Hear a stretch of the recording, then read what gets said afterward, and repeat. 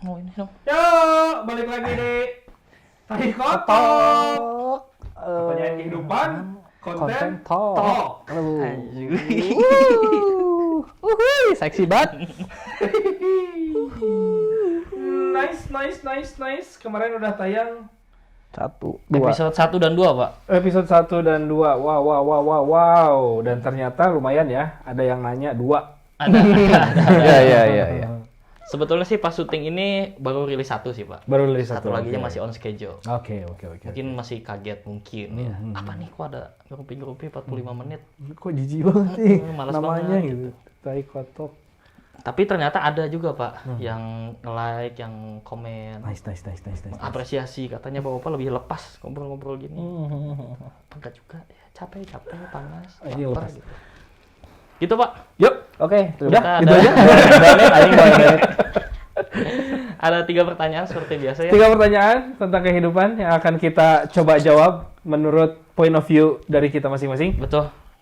Jadi mungkin sebelum pertanyaan dari Pak Ilham, saya ambil dulu dari yang YouTube. Betul. Gimana ya caranya? YouTube itu Kayaknya masih inget deh pertanyaannya, Bapak kayak kalau saya lihat gitu ya. apa ya? Yang ini, Pak. Bapak ini kayaknya yang ingat nih. Oh, ini Karena screenshot pertanyaannya ini langsung ke hati ini. Oh, Bukan ke telinga itu Bapak pertanyaannya. saya. Playing victim ya?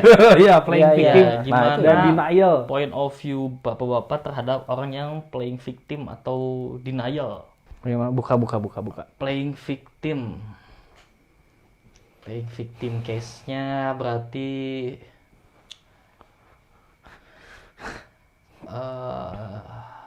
Kan maksudnya tuh selalu ngerasa paling tersakiti gitu kan ya. Yang playing oh iya victim itu. iya benar. Selalu ngerasa yang paling capek, yang paling sakit. Kalau playing victim sama denial itu dua hal yang berbeda. kan ya? Beda. Kayaknya saya pernah di posisi orang yang playing victim, Pak. Oke, gimana Ini cerita. based on experience saja, tapi memang kayaknya nggak sadar ya orangnya gitu ya. Oh iya tuh. Terus dulu memang ngerasa ya bener ya tadi merasa yang paling benar gitu. Jadi konteksnya itu pacaran dulu, Pak. Pacaran, terus suka merasa saya itu nggak dianggap karena masalah nggak dikabarin atau kalau dia main tuh apa gitu. Padahal waktunya si pacar saya itu paling banyak dihabisin sama saya, Pak. Oh, wow. Gitu. Tapi saya tuh seolah-olah kamu tuh kemana sih, kok nggak ngabarin? Udah ini ya, terus bawahnya suka udah nggak sayang ya sama aku ya. Oh, putus aja. Kapan gitu. itu sih? Kapan? Umur berapa itu? SMA kah? Kuliah? Kuliah. Oke. Kuliah.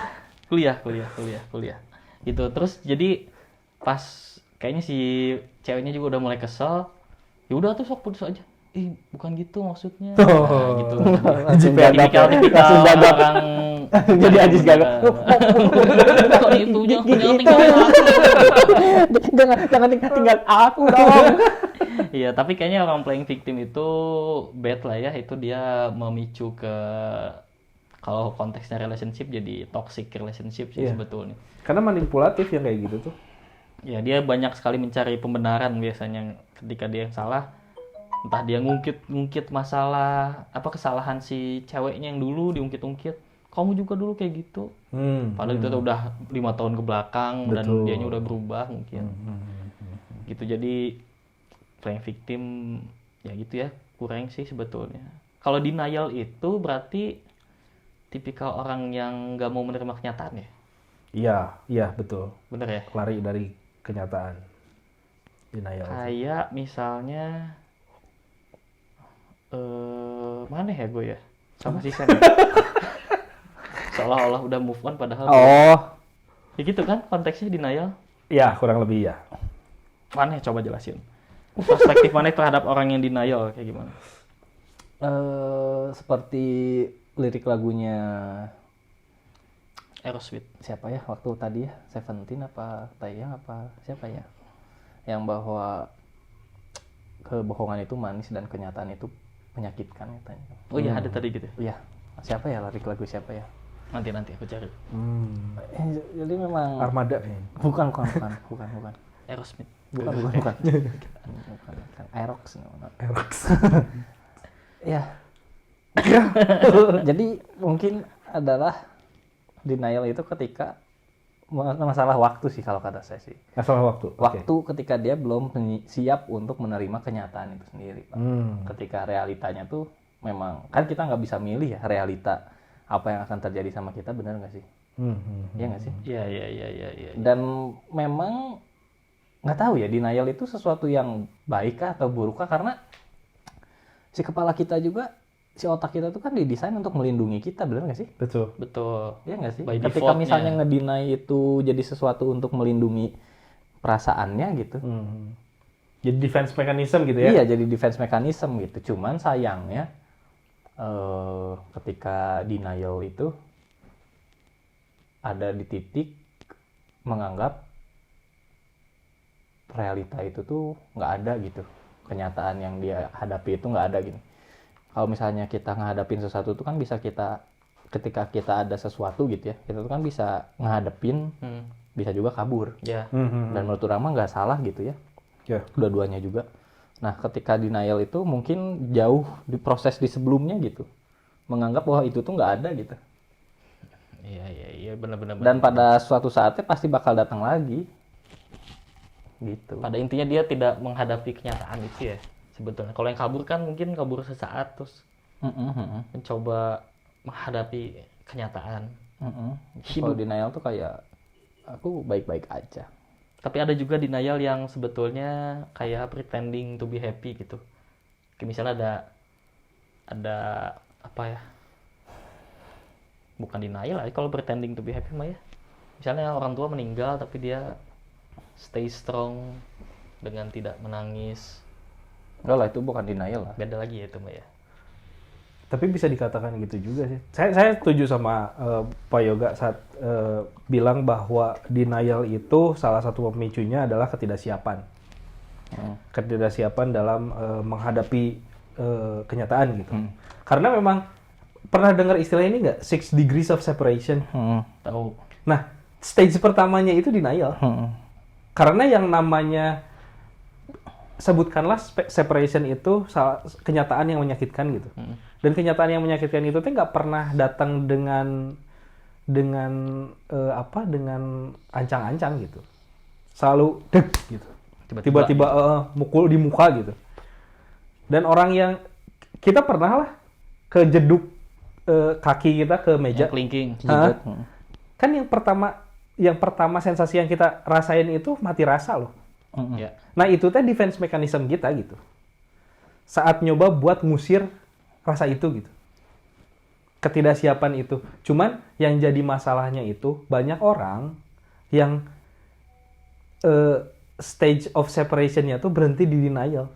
Padahal 6 stage-nya itu harus dilewatin semuanya.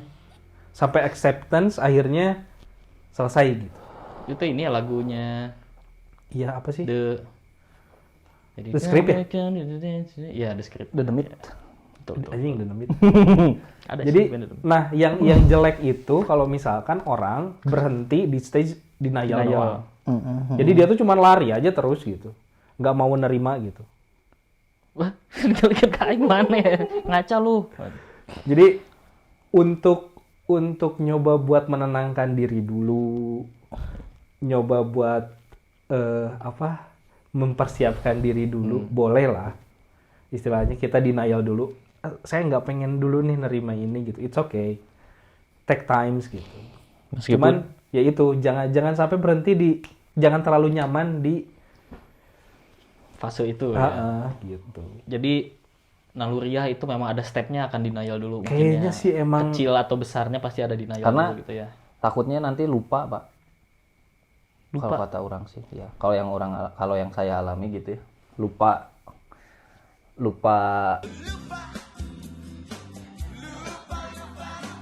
yang dulu mah nggak ada gitu istilah, belum kenal lah istilahnya si 6 steps of grief eta naon lah.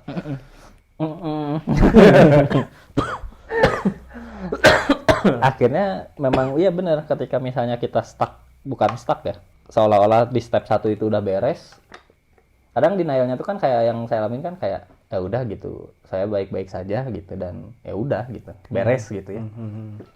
Seiring berjalannya waktu gitu ya, karena stuck di situ tanpa sadar gitu ya, pas suatu ketika ketemu lagi tuh justru akhirnya mungkin ya itu gitu saatnya menghadapi realitanya gitu.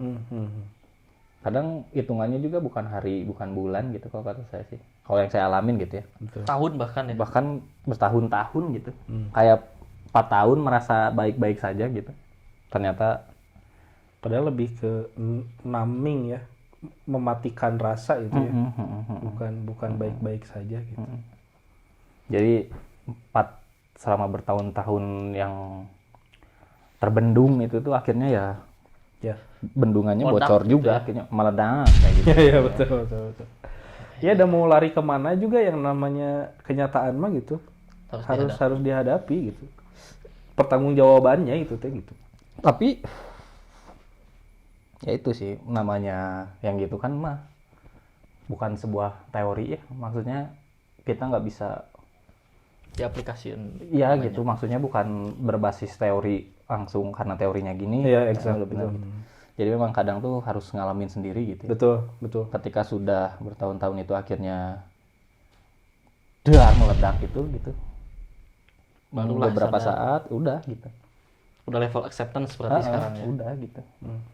Cuman yang highlightnya berarti denial itu memang prosesnya juga ya, Betul. bagian dari proses. Betul.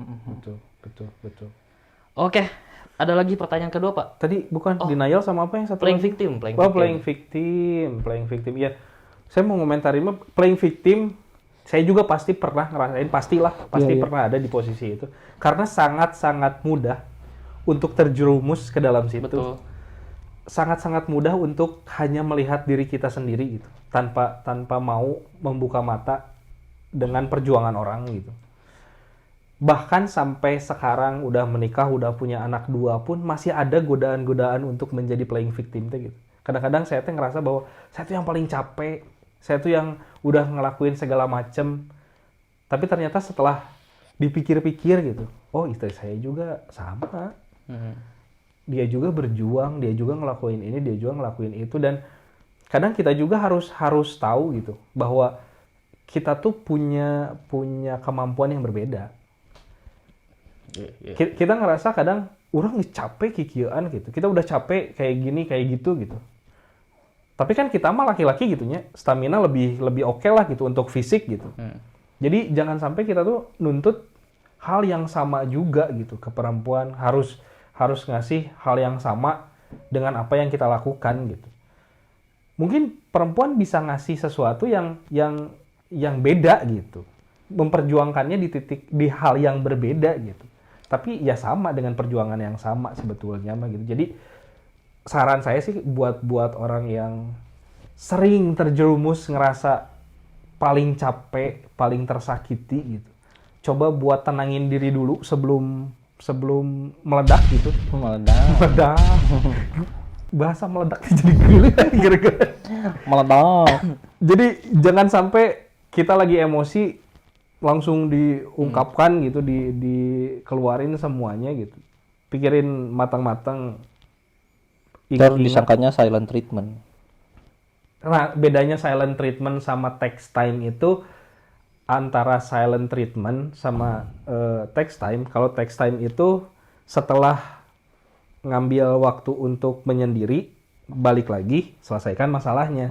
Kalau silent treatment itu dia menyendiri, mendiamkan pasangannya dengan harapan si pasangannya mau minta maaf, mau ya melakukan apa yang Merajuk. si orang itu bedanya gitu. Di level kerjaan sering juga Pak. Kayak playing victim, sangat sering Pak. Apalagi kalau lagi defensive mode di meeting besar gitu. Kelihatan saya yang salah, wah itu keluar tuh. Enggak, saya udah ini sini. Gitu Pak. Beberapa kali sih saya ketemu sama orang yang kayak gitu ya, lumayan Menyebalkan. ya agak melelahkan. Tapi yang kayak gitu bisa bisa maksudnya tuh nggak bener-bener fix gitu, nggak bisa berubah.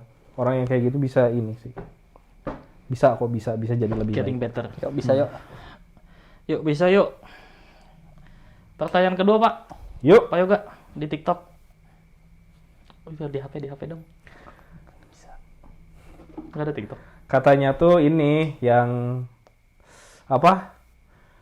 berbohong untuk melindungi Oh. perasaan. Gimana Bagaimana dengan bohong yang berdalih untuk melindungi perasaan orang lain? gimana nih? Enggak sih anjing. Enggak Banget. enggak masuk akal sih buat orang. Iya. Buat aku sih logikanya enggak masuk, Pak. Betul. Seperti yang Kenapa tuh? gitu. Jadi ya gimana no? kayak kenapa harus ngebohong gitu? Pertanyaannya itu biar tidak menyakiti. Emang perbuatan apa sih yang menyakitinya tuh? Kasih kasus Pak, kasih Oke, kasus case, biar. Case. Jelas. Case-nya case real, Pak. Case real. Misalnya si Case Mac. misalnya si Gary kan waktu itu kan Real mana ya tuh jangan. aku nggak tahu. Ya udah yang lain aja, ngasal aja. Aku nggak pernah tahu. Misalnya Iya. Misalnya Mane tuh sama si Eva gitu ya. Hmm. Anggaplah Eva tuh nggak suka ketika Mane teh main sama orang. Mm-mm. Ya nggak usah ke lawan jenis dulu Nggak lah, usah. terlalu jauh itu mah. Sama orang aja ya. Entah apa alasannya, ya nggak tahu lah gitu ya. Iya. Tapi nggak boleh aja. Terus kamu tuh main sama orang, akhirnya nggak bilang-bilang. Pas ditanya, habis pergi dari mana, habis ngapain lah, intinya nggak sama aku gitu kan. Apa sih tadi ngeblank ini? Iya, gitu. Jadi ya benar, naon iya benar. Iya, yang bukan seharusnya, idealnya gitu ya, masuk akalnya. Ketika kamu tahu itu bakal menyakiti si Eva, Yang di sini konteksnya istri atau pasangan. iya, harusnya kan bukan ngebohong, yang Nggak harusnya usah menjaga dilakuin. perasaan itu bukan ngebohongnya, tapi prevent dari awal gitu. Jangan dilakuin. Jangan dilakukan gitu. Itu namanya menjaga perasaan mah itu anjir, bukan jadinya menjaga perasaan dengan ngebohong. Jadi mana udah ngelakuin. Itu kan gini. Pasangan itu kan harus punya rules, bener nggak sih? Benar. Betul. Kalau nggak pengen punya rules, ya nggak usah berpasangan. Betul. Iya nggak sih? Betul, setuju. Wajar gitu. Sekarang tuh saya jadi bisa melihatnya wajar ketika ada orang pengen, kamu nggak boleh sama ini, nggak boleh sama Iya. itu. Karena pada akhirnya ketika udah ngomongin konteksnya pasangan, saya juga yakin ini pasti dia nanya konteksnya pasangan gitu ya. Iya. Apalagi sudah ada di tahap pernikahan gitu. Ya emang nomor satunya tuh ya dia gitu. Nomor satunya si Allah ya. Ya, Iya, nomor benar. satu Iya, Allah. Iya, benar. Cuman kan dengan caranya tuh dengan menjaga si Betul. lembaga pernikahan ini gitu kan. Apalagi sudah ada di titik itu gitu. Itu tuh jadi prioritas gitu. Ketika misalnya permintaannya seperti itu gitu ya. Ya udah gitu. Jadi jangan udah melanggar, ngebohong juga jadi dua kesalahan. Mending dari awal aja nggak usah gitu. Kalau case-nya kayak gini Pak, ini masih pacaran nih, masih pacaran, tapi pacarnya tuh ngelarang Bapak Yoga misalkan buat pergi main sama teman gitu. Terus akhirnya, aduh, kan saya nggak mungkin nggak main sama teman. Nah, ini Pak. Ini berarti ada highlightnya masalah priority lagi, Pak. Prioritas. Ini kan dia nge-highlight tadi ada underline-nya adalah menjaga perasaan. Betul. Nah, siapa nih yang dijaga perasaannya? Ada dua kan konteksnya, yang dibohongin sama case yang dia ngebohongnya, gitu kan ya. Kalau tadi berarti pacarnya atau temennya. Nah, ini berarti kan masalah priority aja nggak sih Betul. sebetulnya? Mana sih yang lebih prioritas buat maneh pada saat itu gitu? Ketika umur sekian itu yang lebih priority teman atau pasangan? Kalau memang pasangan ya memang nggak usah maksudnya nggak usah main sama teman, maksudnya ya nggak usah bohong gitu. Kalau memang mau main ya ngomong aja gitu. Tapi kalau misalkan saya maksa pergi main, pacar saya pasti minta putus misal. Ya tergantung Kalau kata saya prioritinya tergantung di titik mana sih itu berhubungannya. titik gitu ya. mana ya? Apa tadi? Karena mau nggak mau tidak mau tidak bisa dipungkiri yang bakal jadi teman kita tuh ya pasangan kita. Betul. Bener nggak sih? Karena teman kita bakal punya pasangan juga. Iya. Betul. Ini bakal punya. Makanya kalau titiknya, kalau misalnya pacaran uhaehe doang ya mungkin patut dipertanyakan gitu ya.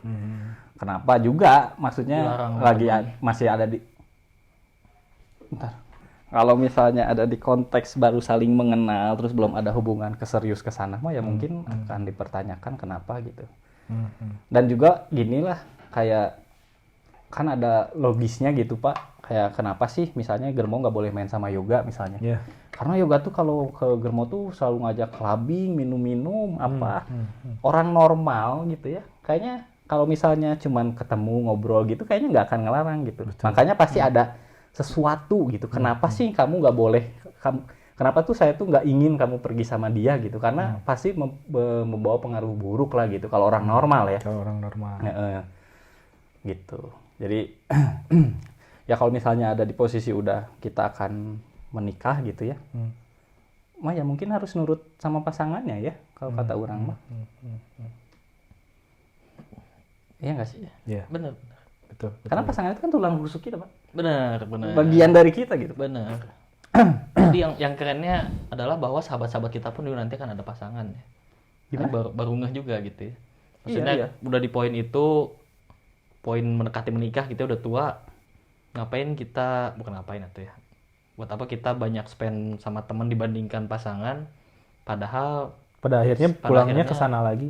Dan teman sejati akhirnya kita itu pasangan ketika kita. misalnya teman kitanya juga udah menemukan pasangan juga pasti dia memprioritaskan pasangannya, nggak akan memprioritaskan kita gitu. Iya. Akan Ngapain posisi yang kita sama. memprioritaskan orang yang tidak memprioritaskan kita. Lagian juga itu mah menurut saya memang wajar gitu. Kayak dulu misalnya si Girmo akhirnya menikah gitu ya. Awalnya gitu ya kayak nggak ada, berkurang lah gitu ya waktu gitu ya. Waktu main nongkrong gitu kan. Cuman setelah pikir-pikir lagi ya wajar, karena memang yang akan menemani dia sampai itu ya istrinya gitu. Betul. Saya tidak bisa memberikan apa yang diberikan istrinya gitu. Betul. Apa boleh dicoba? Coba. Saya mungkin mau ngerangkum aja kali ya dari bapak-bapak berdua ini. Yang jadi highlight tadi itu kan yang pertama adalah priority, yang keduanya adalah compromise. Itu yang paling penting Ya, kompromi. dari permasalahan ini tuh gitu. Orang yang berbohong untuk menjaga hati. Sebetulnya orang yang berbohong untuk menjaga hati itu kan compromising gitu. Dia tuh mencoba untuk berkompromi gitu. Tapi komprominya menurut saya mah salah gitu. Bohong itu salah gitu. Yang harusnya diajak kompromi itu adalah yaitu si pasangannya tadi gitu. Saat pasangan memang lebih prioritas dibandingkan dengan teman-teman, akhirnya muncullah menjaga hati itu. Kan menjaga hati itu karena diprioritaskan ya si perempuan, si pasangan ini teh. Kalau nggak diprioritaskan mah nggak akan Ngapain muncul dijaga pemikiran. Berarti untuk dia menjaga hati yang lain teh bisa jadi prioritas dia memang lagi ke sini kan? Iya, betul. Yang dijaga itu pasti yang diprioritaskan kan. Makanya daripada ngebohong mendingan obrolin. Iya. Betul kata Pak Yoga tadi gitu. Kalau misalkan pasangan kamu ngelarang, pasti ada alasannya. Kalau pasangan kamu emang sayang sama kamu, alasannya pasti masuk akal. Kecuali kalau misalkan orangnya yang benar-benar overprotective, yang posesif, yang dia tuh nggak boleh gitu kemana-mana, yang benar-benar dikurung. Pernah nggak Pak pengalaman? Ada dikit. Tipis-tipis. Dikit ya? Agak dikit gitu. Dikit gimana gitu ya? Kan ada tuh pasangan yang kayak gitu. Ada banget trio itu. Yang bener-bener kemana-mana tuh nggak boleh. Iya. Sama temen tuh nggak boleh. Kamu pokoknya harus sama aku terus. Nggak gini ya, Pak, kalau kata saya, udah beres, sok selesai dulu, Pak. Harus sama aku terus gitu. Ada kan pasangan yang kayak Ada. gitu. Nah kalau yang kayak gitu mah jangan diprioritaskan. Tinggalin aja pasangan yang kayak gitu. Betul. Mah. Karena toksik. Itu hubungan yang sangat toksik Iyalah. gitu yang kayak gitu. Karena ya mau laki-laki mau perempuan ya pasti pengen punya kehidupan yang lain di luar sama pasangan kan. Pasti harus kerja. Pasti harus ketemu sama teman-teman. Meskipun yang prioritasnya pasti keluarga gitu. Keluarga inti yaitu pasangan itu. Iya. Jadi kalau misalkan pasangan kamu adalah pasangan yang baik, dia ngelarang dengan larangan yang masuk akal, ya dengerin lah pasangannya gitu. Kecuali kalau lawan jenis temennya. Misalnya Eva teh ngelarang Maneh pergi sama Siapa gitu lah. si Firda lah sebut ya, si Pidau. Nah itu agak tricky itu. Nah iya kalau itu. Tricky itu. Iya benar sih. Kalau orang sih mikirnya ketika ada di titik Eva jangan keluar sama Firda, makanya nggak usah nanyain lagi alasannya juga, Betul. udah harus nurut itu. Betul. Iya. Kayak ya udah, karena Ini nggak nyeramahin aja kan? enggak. Oh, enggak. Contoh aja, Case aja, karena ketika menyangkut anjing naon teh, ketika menyangkut perasaan gitu ya. Menyangkut anjing. Enggak, kemungkinan besarnya tuh kan pasti ada, bukan pasti. Ada kemungkinan itu ngelarang itu tuh Eva karena cemburu. Betul. Betul. Itu kan perasaan ya. Kadang tuh nggak bisa kita, yang bisa kita kontrol tuh kadang dari pikiran dulu gitu. Cuman kan pasti muncul dulu perasaan cemburu dulu gitu. Ya nggak sih? Iya. Ketika itu mah ya udah kayak udah gitu ya gitu kayak udah langsung Kamu harus. itu mah ya. Iya udah gitu. Apalagi buat pasangan yang nggak biasanya cemburuan. Tiba-tiba ngelarang buat pergi sama cewek itu udah Ultimatum. ya udah dengerin aja gitu. Biasanya nggak cemburuan terus tiba-tiba cemburu sama Seseorang seseorang spesifik gitu ya. gitu. Ya. Kalau dulu Berarti udah pemikiran panjang gitu tuh. Kalau dulu saya juga mikirnya masih kekeh kayak gitu, Pak. Kekeh apa nih? Kayak misalnya, kenapa sih pergi sama, atau enggak ya? Ya kita kan temennya si Aceh, Spidau Ya. gitu kan cewek ya. Cuman kan gini, orang kayak misalnya mantan Mane atau mantan orang atau mantannya si Ilham, ya kan pernah kejadian juga nggak sih? Pernah. Ya kan? Pernah, Pak. Cuman disapa doang kan? Iya, betul. Ya, padahal si Padahal ceweknya itunya juga. Padahal pasangan saya tuh tahu kalau yang nyapa saya teh pacarnya teman saya gitu. Iya, kayak gitu. Iya. Iya kan? Heeh. Iya kan? Iya. Iya, Iya, betul, iya kayak betul. gitu. Betul. Jadi orang tuh belum tentu ngelihat itu gitu. Iya. Iya. Iya maneh ke mall ngelihat cowok sama cewek jalan, entah pegangan tangan, entah enggak. Yang terlintas pertama di pikiran mana apa pasti? Pasangan. Iya. Nggak akan mungkin temen. Kecuali kalau kita udah nanya. Ya. Dan temen tuh kan kadang zaman sekarang ya. Iya. Temen deh. Teman. Beda kultur gitu. Iya. Banyak kan nonton American Pie gitu kan. Iya, betul. Kayak gitu. Jadi ya bebas lah. Iya. Intinya mah jangan ngebohong. Anjing naon teh? Simpel sebetulnya intinya mah jangan bohong. Ya, kalau misalnya nggak pengen ngebohong ya jangan dilakuin. Karena ngebohong untuk ngejaga perasaan pun udah iya, udah Paradoks mematahkan tujuan utamanya Iya. gitu. Kalau misalkan si yang dijaga hatinya tahu dia dibohongi itu udah tidak menjaga hati itu teh. Double itu combo itu mah. Combo iya. Combo anjir. Jadi bohong banget lah. Mau berbohong untuk menjaga hati itu bohong banget. Enggak, cuma untuk menjaga keamanan kamu aja. Itu mah nyari kenyamanan aja. Nyari serakah. Anjing naon teh? Kenyamanan diri aja. Kenyamanan. Kebersihan. Oke, itu pertanyaan kedua. Ada pertanyaan lagi, Pak Ilham? Di handphone. Sebentar. Last question. Sebenarnya banyak banget sih yang komen, ada 18. Tapi 12 juta ribu. Pokoknya dari yang nonton 40 itu yang komennya ada 8.000 ya. Sekitar. sekitar. Jadi ada yang komen tapi nggak nonton ada. Jadi komen tapi nggak oke. Iya. Bajingan.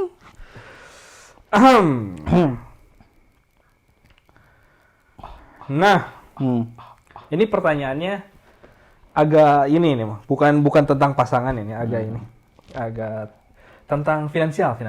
Aduh, pertanyaan tentang finansial. Setuju nggak sih kalau properti dijadiin aset atau dijadiin tabungan?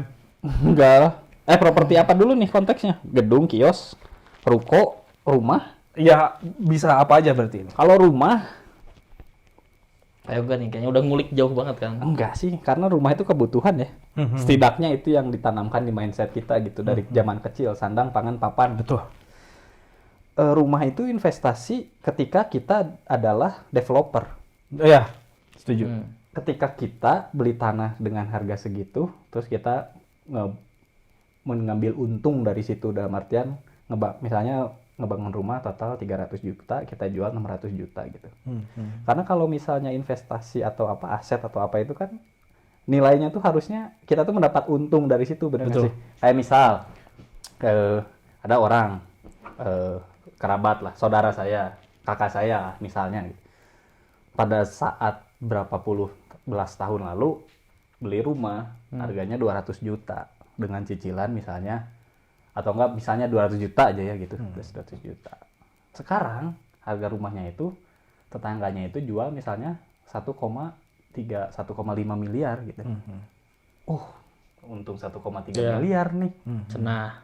secara angka iya, Iya. secara nilai ketika Dengan kalau inflasi kalau dan untung macam-macam. itu kita dapat 1,5 miliar nih jual, kita bisa beli lagi rumah yang sama di lokasi yang sama dengan 200 juta. Betul. 1,3 M-nya buat Betul. kita. Iya, Ini kan kalau kita mau beli lagi rumah di situ ya segitu juga gitu. betul. Cuman yang bikin ininya tuh nilainya sama, setidaknya nilainya sama gitu. Beda sama mobil, motor. Yang menyusut. Kayak kita beli sebulan aja udah mobil menyusutnya bekas cepet. gitu. Kalau rumah tuh ya mengikuti lah nilainya gitu. Tapi itu pun tergantung daerahnya. Betul. Jadi ketika bilang rumah adalah investasi itu mah ya marketing aja. Setuju. Sama kayak kendaraan listrik gitu. Hmm. Green Eco apa ya menurut saya mah marketing aja gitu. Itu benefit lebih yang ditawarkan. Pada intinya, pada dasarnya rumah itu ya sandang pangan papan, kebutuhan. Ya. Iya, iya. Saya sedikit aja Pak ya, karena nggak begitu mendalami nih masalah finansial. Cuman simple aja mungkinnya kalau aku pikir si invest itu adalah dia mempergunakan uang yang bukan primernya dia, uang lebihnya lah bisa dibilang bahasa Uang dingin gitu. uang dingin lah gitu. Jadi kalau ada yang Dingin banget. beli rumah dan dia jual lagi dengan angka yang lebih besar bisa jadi invest menurut saya. Ketika itu bukan kebutuhan primer dia.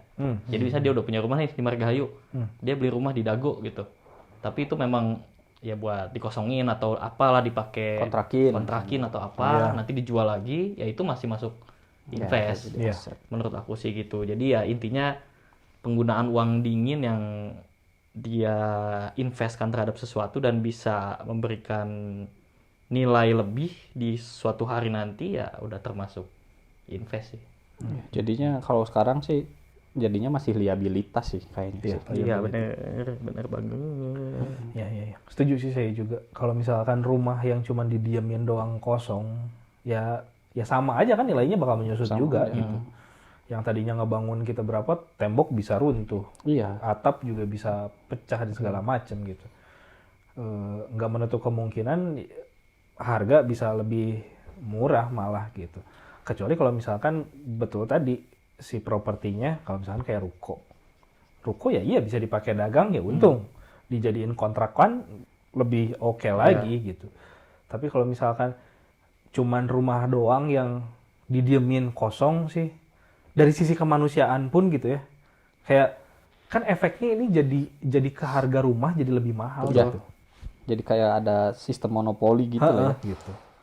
Kan kalau kita ngomongin, nggak usah ngomongin agama, kita ngomongin sisi kemanusiaannya aja. Sandang pangan bibi. Sandang pangan papan itu kan kebutuhan primer ya. Yang namanya kebutuhan primer kan nggak boleh ya ditimbun. Betul. Secara kemanusiaan pun nggak manusiawi gitu. Ya nggak usah ngomongin ke ranah legalnya lah Gitu. Kan yang primer tuh kayak makanan nggak boleh ditimbun gitu, baju dan segala macam, termasuk juga perumahan jangan sampai ditimbun.